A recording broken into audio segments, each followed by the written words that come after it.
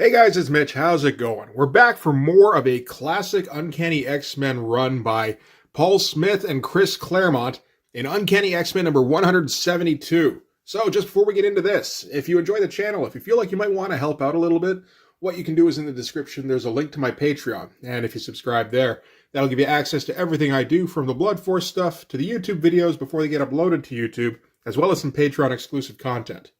Okay, so even if you haven't read this issue, you probably recognize this cover, because that one's a classic. We're kind of getting into that part of the run, actually, where most of the covers are instantly recognizable, and usually pretty great, so that's just a strength of Paul Smith, I guess. Well, we should do a bit of a recap. So what's been going on in the X-Men to this point? Well, really going character by character helps a little bit more. I mean, Storm has been solidifying her place as leader of the X-Men, and getting a little ruthless about it from time to time as need be. Shadowcat is officially a member of the X-Men, at least on a trial basis. Cyclops has met Madeline Pryor, and the two are in love now. Rogue has joined the X-Men, just in the last issue, actually. And the team isn't exactly happy about that. And as we can see, Wolverine has had some dealings of his own. So yeah, this is kind of a character development run, actually. And in addition, we're still getting some pretty good plots, and some pretty good action as well. So yeah, let's start with this cover. I mean, that is a classic, and you know what's pretty nice about it for Paul Smith, actually, is that there isn't a ton to draw here. I mean, really, it's kind of down to this and the knife. This is all the letterer, and this is all a screen tone, but it works wonderfully. It's super simple, and I mean, this is one of those books where you can look at it and go, oh yeah, this is the issue where Wolverine announces his wedding to Mariko. And of course, the knife implies a bit of a threat. And nice, actually, color combination with the background, making the logo pop. It all works pretty great. All right, so let's get into this one. So we aren't really continuing a through-line story, so much as just a lot has been happening in contained single or two-issue stories, which I like, actually. One of the deals with comics at this time, I mean, it's always one of the deals with comics, but it was sort of emphasized by Jim Shooter, who is the editor-in-chief at this time, is that every comic is somebody's first comic. And this time period in particular is a great time to get into the X-Men, because you're not being plunked down in the middle of a 13-issue story of some kind. And of course, with Chris Claremont, we're going to get all sorts of exposition, including all sorts of catching the reader up on what's been going on. So let's start things out. So we are starting in Tokyo, which is very different for the X-Men. I don't know how often we've actually been here up to this point. I feel like we've been in space a whole lot more than we've been in Japan. But of course, this is right after. This is August of 1983. This is right after the Wolverine miniseries by Chris Claremont and Frank Miller, where Wolverine goes to Japan and wins the hand of Lady Mariko. So we find out that the X-Men are arriving at the upper-class Meguro district, and this is particularly in a building that stands 60 stories tall. 5 of the stories are a single luxury apartment, and it's where the daimyo of Clan Yoshida stays whenever he's in town. And to this point, that was Yoshida Shingen, except that 10 weeks ago, he died, and his title passed to his daughter, which is Lady Mariko. So we can assume that the X-Men all got the invitation that was on the front of the book. And he's still wearing is it the same outfit? Well, same design anyway. Colorist didn't decide to keep the continuity, but that's okay. And everybody gets a warm welcome from Logan in his bathrobe. It's good stuff. And Paul Smith making sure to remember that Logan is as short as Shadowcat, and maybe even a little shorter than Storm. But I mean, you know, serviceable opening. This seems like a colored photo, which works fine. Mostly black by the looks, but anyway. This, we don't know what it is yet, but I think we're going to find out in a page or two. And this is the kind of panel that wouldn't even occur to me to draw, where it's like 3/5 background, but you need that to kind of establish the scene and to leave room for Chris Claremont to fill with word balloons. But he did restrain himself a little bit on this one. And we start off with Nightcrawler and Logan sort of reacquainting. I guess it's been like 4 or 5 issues since we last saw Wolverine. And it's funny because he does actually ask, what the hell is that around Shadowcat's neck? Because he hasn't met Lockheed yet. In fact, the issue where Shadowcat found Lockheed was the same issue that we last saw Wolverine in. And Logan's fiancé points out that there is one more member that is waiting to enter, and she's just kind of waiting for his invitation. And Logan knows who it is because he's got his enhanced sense of smell, so he recognized her as soon as she entered the apartment. And it's Rogue, who's supposed to be a villain, as far as Wolverine knows. And he says, if it were up to me, I'd cut her heart out. And I mean, Wolverine around this point is obviously known to be violent, but that's kind of pushing it a bit. But they do explain where that's coming from, in that he fought Rogue with Carol Danvers. Like, he doesn't mind getting knocked around a little bit. He's used to that shit. But what she did to Carol Danvers by stealing her powers and, like, her memory, her personality, that's the bit that he can't forgive. And the X-Men all point out that she's been accepted into the X-Men, and we're all going to have to learn to live with it. And Wolverine's like, yeah, figures. Any outfit that'll take me as a member will admit anyone. And Mariko's like, oh, you're too hard on yourself. The funny thing is that was actually part of the argument for why Rogue should be allowed in. Look, we allowed Wolverine. She's not as bad as Wolverine, right? But Mariko is, of course, going to be polite and invite her in and welcome her. But in the meantime, it looks like the X-Men are being surveyed. So we'll find out about that in a second. But before we get there, I just want to point out, like, all this art is good. It's not, Paul Smith's not getting anything particularly exciting to draw. But I just want to point out, the expression on Rogue's face here is excellent. Like, for a small drawing and not too many lines, Paul Smith was able to get just kind of a perfect representation of, like, kind of nervous and hopeful. It's really well done. And hey, this is an occasion because this is the first time I think that Rogue has looked pretty in a comic.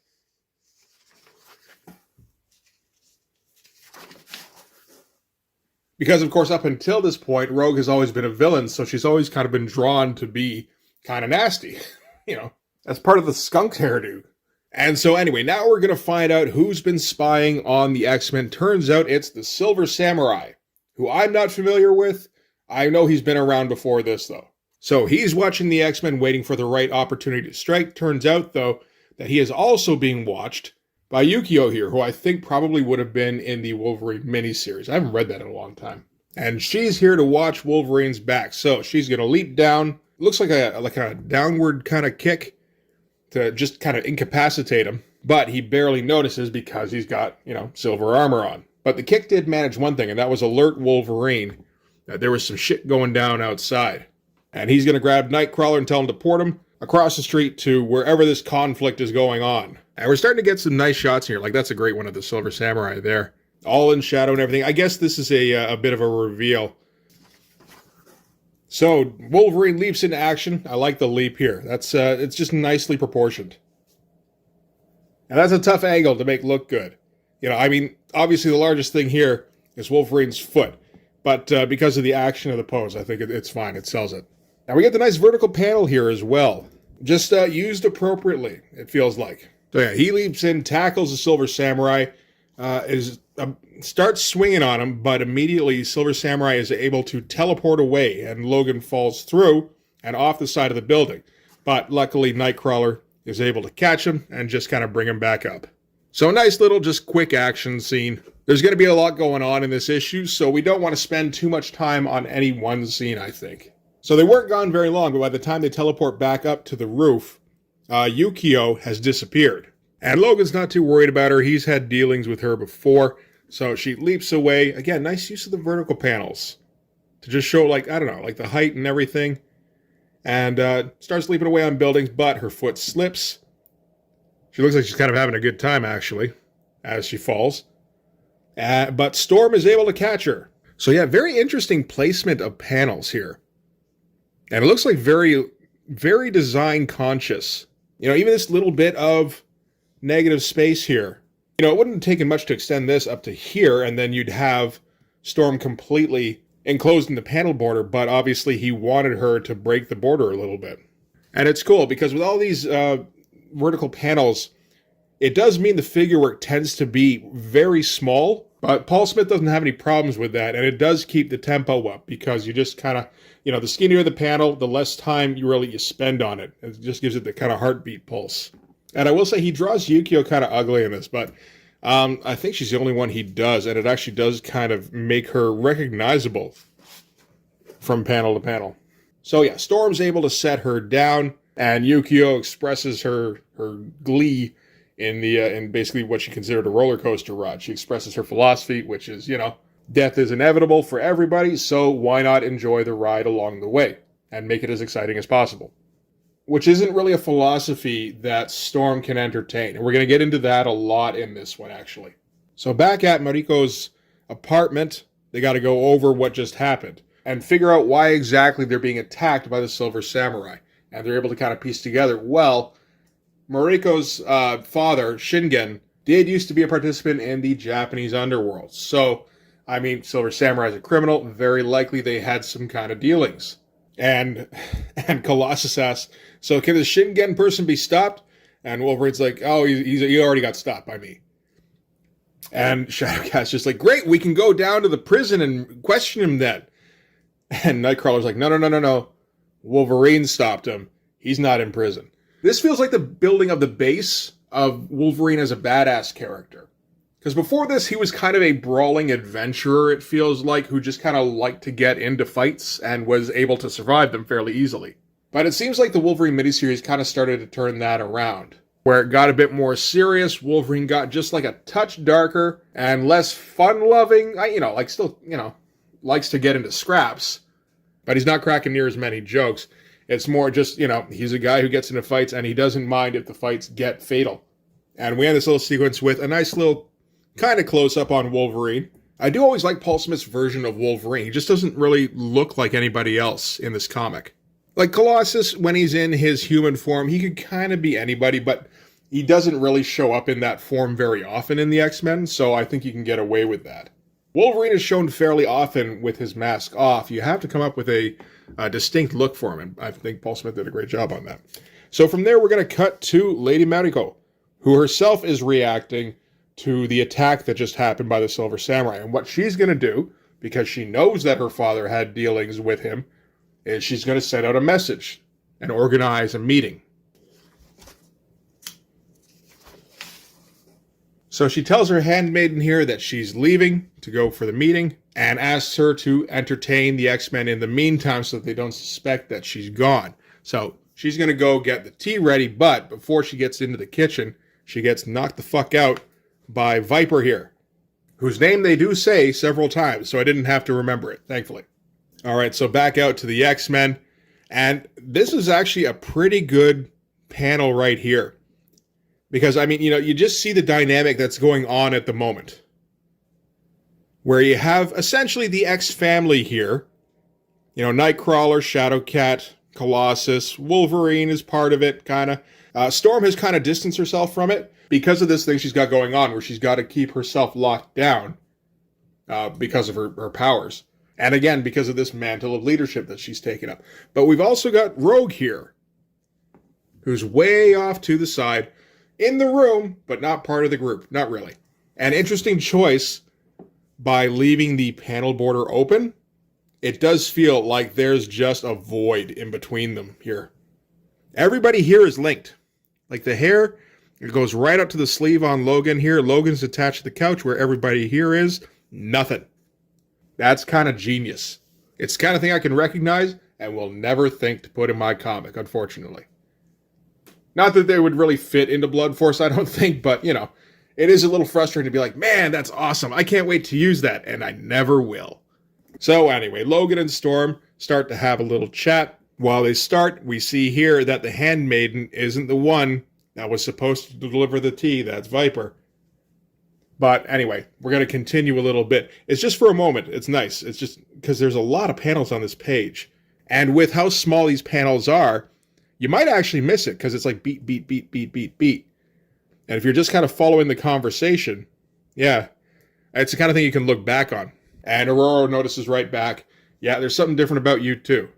In Logan's case, it's that he's actually happy for one thing, but also very out of place in his current situation. As he describes himself, he's a roughneck Canadian mountain man, and he's about to marry the daughter of one of the oldest, most powerful, most respected families in Japan. But he's also uneasy because this powerful, respected family is also in deep with the Japanese underworld. And he knows Mariko's going to have to try and separate the family from those ties. but that is going to have to be extremely subtle work, which is not Wolverine's forte. So, not knowing how to proceed, he's just on edge. And while they're chatting, he notices the tea has a bit of a strange aftertaste that shouldn't be there. But he's not really able to do much about it in time other than to warn Storm not to drink the tea and to knock the cup out of her hand. And that's when we notice that everyone has been knocked unconscious by the poison that Viper put in the tea. Nice shot here. This is tight. To include everybody and a bit of background to just lend context, that is some tidy work. It looks like they got Rogue too. But Mariko doesn't know anything about that, so she's just going to get into her limo and go off to her meeting with the Silver Samurai. But it turns out her driver is not the one she probably expected, it's Yukio. And we know because she's the only ugly person in the comic. So from here, we're going to go to Alaska, because that's where Cyclops is. This is the only page we're going to get with Cyclops in this issue. That's okay, though. He does get way more pages a couple of issues from now. In the meantime, we just have to have at least, a page or two to just kind of keep him fresh in people's mind. So anyway, Scott is going through personnel files. And in particular, he's going through Madeline Pryor's. And Havoc, his brother, stumbles upon him doing this. And he's trying to convince him, you gotta let this go. Yeah, okay, she's got a resemblance to Jean Grey, but you're looking for too much of a connection. Instead of enjoying what you have, you're gonna fuck things up. And at that point, Scott points out the crash, which is the big thing, because not only was Madeline the sole survivor of the crash, but the crash occurred not only on the day Jean died, but at the exact same moment. So if we weren't 100% sure up until now, Claremont's saying, okay, yes, these two things are connected.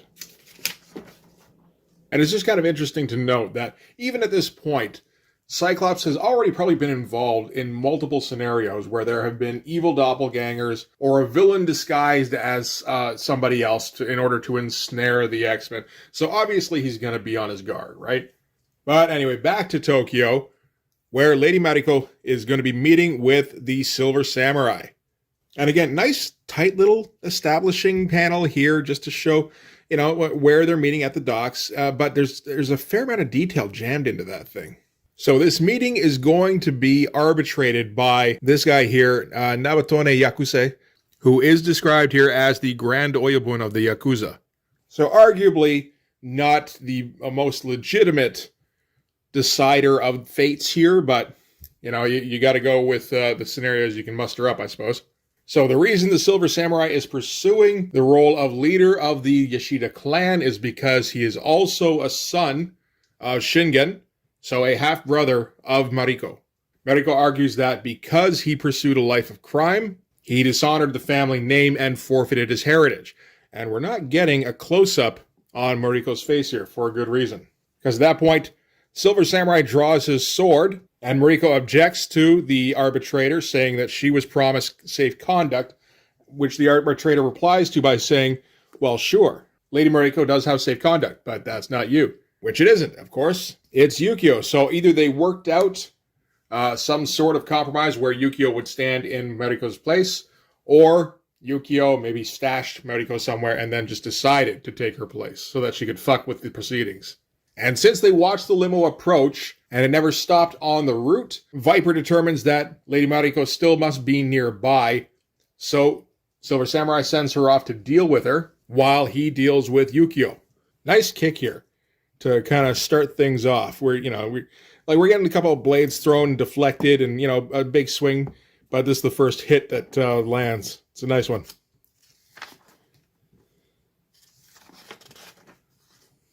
And he replies by immediately sort of counterpunching with his sword pommel, and she's sort of caught off guard by his speed, even though he's wearing all this heavy armor. And tough panel to kind of, I don't know, it like the drawing doesn't really fit the panel in this case, but you need all these beats, and there's no point shortening the sides or anything. So you just kind of got to live with this empty space here.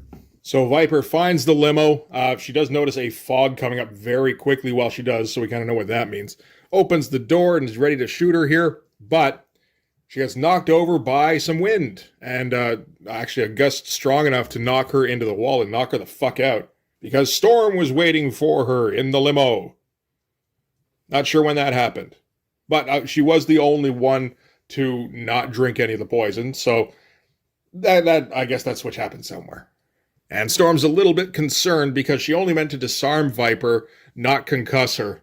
But Storm confers with Medico here, so yeah, it looks like this was kind of a plan between Medico and Yukio, at least determined at some point, which Storm was able to step into. And yeah, Storm tells her to leave. And then flies towards where the battle is happening. And yeah, Yukio is like narrowly missing death with every sword swing, and of course having a great fucking time. And Storm rushes in to deliver some lightning to Silver Samurai to try and save Yukio. But it starts to go out of control. That's a great fucking hand. That is a tough angle to make look good, and that just looks kind of perfect. And again, an interesting sort of side effect of having all of these skinny panels, either one way or the other, is having, small figures all over the place. But with the pace and being able to see everything, the clarity, it's an interesting counter argument to things like splash pages, where it's all devoted to one punch. So yeah, she is hitting Silver Samurai with too much power. She can't dampen it, and she's actually electrocuting him at this point. And it looks like this is actually the work of the arbitrator here of the Yakuza.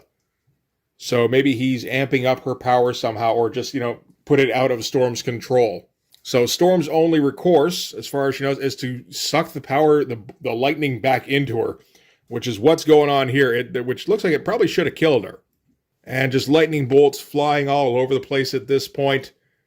Yukio has to just kind of run, grabs a tarp, and kind of smothers her with it while they leap for the river. But part of the cargo on the pier was explosives, and the dock explodes as they approach the water. Kind of an understated panel. I like the explosion itself, but it does feel like it lacks impact a little bit. And I don't think the sound effect actually helps in this case. Again, it feels understated. And anyway, Storm pops up out of the water. Looks like she's none the worse for wear. So, at least she didn't get fried like she appeared to be. But she looks back at the dock and sees the Phoenix Flame. Assumes she was hallucinating, but it turns out Yukio also saw it and thought it was just a cool fireworks display. And we don't get much time to dwell on the fact that the Phoenix might be returning, which would be some bad fucking juju. As we cut back to the dock where the Silver Samurai has survived. And it turns out that Viper also did. And Silver Samurai swears his revenge as he puts his death mark upon Storm and Yukio. So, but, after he finishes with Mariko. And it looks like the daimyo also survived. So no fatalities in that whole thing. And Storm and Yukio are going to go somewhere to recover, because that was a heavy-duty fucking night, and they don't realize they're being watched. So cut then to a hospital, because, of course, the X-Men all got poisoned. However, we're getting a voiceover from Wolverine, because, of course, he healed quicker than the other X-Men, and while he feels like shit, he is ready to go looking for some payback. And thanks to Medico, the X-Men have an armed guard of Secret Service agents, as well as a wing of the hospital to themselves. So that works out nicely for them. At least they're tucked away for the next issue. And yeah, so Wolverine is going to go after the Silver Samurai. Medico doesn't want him to go because he's too fucked up. But Wolverine figures he has to act now before the Silver Samurai can, injure somebody else or kill them. And at that point, Rogue says she's coming with him. So she recovered too because she's half alien? I'm not sure what that means, unless that's something that she got from Miss Marvel. I guess it must be, with a Kree thing? I don't know. And at first, of course, Wolverine doesn't want her anywhere fucking near him.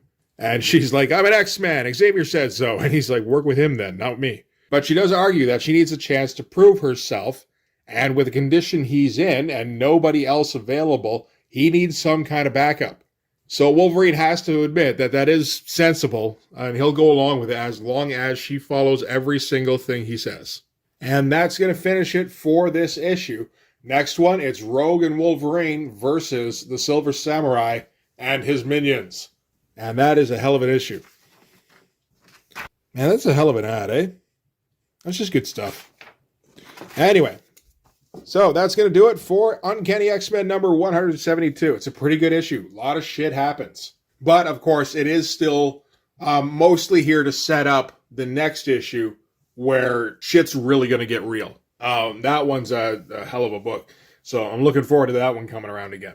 But yeah, pretty good story in this one. Good artwork. You know, not the flashiest. That's not Paul Smith's thing. He's all about clarity and, you know, a nice look, but more through clean line work than detail or intensity. Like, you could argue that there's almost a minimalism to his style, but like about as much as like John Romita Jr. And you still get all the detail you need. Plus, you know, maybe even like a little bit extra sometimes. Just enough to lend it kind of that touch of realism. That's a big part of Paul Smith's style, just that kind of grounded feel. So anyway, that's going to do it for this issue. Thanks very much for watching. If you like this video, please hit like, hit subscribe, hit the notification so you know when the next one's coming out. Go over and subscribe on my Patreon. That'll give you access to everything I do, from the Blood Force stuff, the pages in the finished comics, to the YouTube videos before they get uploaded to YouTube, as well as some Patreon exclusive content. Also, you can follow me on Instagram and DM me there for commissions.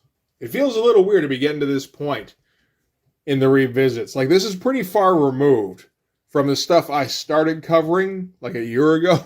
But it is very cool to be hitting these books, and it gives me an excuse to read them and read them in detail, which I always enjoy. Anyway, that's going to do it. Thanks again. I'll see you guys in the next one. Bye-bye.